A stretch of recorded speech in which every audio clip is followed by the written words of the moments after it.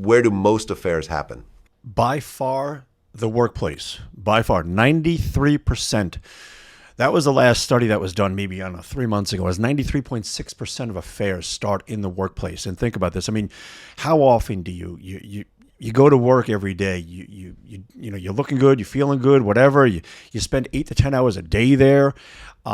Quite often, you know, maybe you're arguing with your husband or wife at home, or you're feeling a little bit distant, and someone at work pays you some attention. All it takes is something simple like, hey, you look nice today, or a little smile as you walk through the hallway. Maybe you get a new team member and they spark your interest. Even somebody who's not so physically attractive can be an affair partner. You know, most people, when they have an affair, their partners in the affair are less attractive than their primary, we'll say, partner. So in other words, a woman who's having an affair, her affair partner would be less attractive than her husband, because it's not really about the attraction. It's not about the physical attraction. When women cheat, it's about the emotional gaps that they feel. When men cheat, it's for physical attraction. Quite often, men also don't cheat with someone who is more attractive than their wife.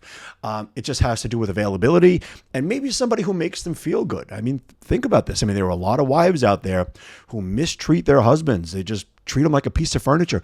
I just saw this video on TikTok where this lady was publicly shaming her husband because he asked her to be intimate.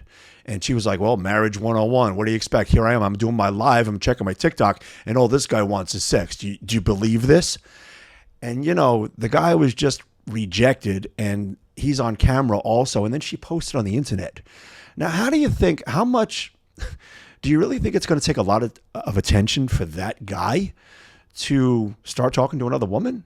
Maybe she cares, maybe she doesn't. My guess is that she probably does. And he's become conditioned to this abuse for so long. And this is what people need to be careful of, both men and women alike. You mistreat your partner, it's only a matter of time until someone else captures their attention. A smile, a compliment, an ear, you know, a friendly voice, someone listen to. That's all it takes in the workplace. And that's what happens.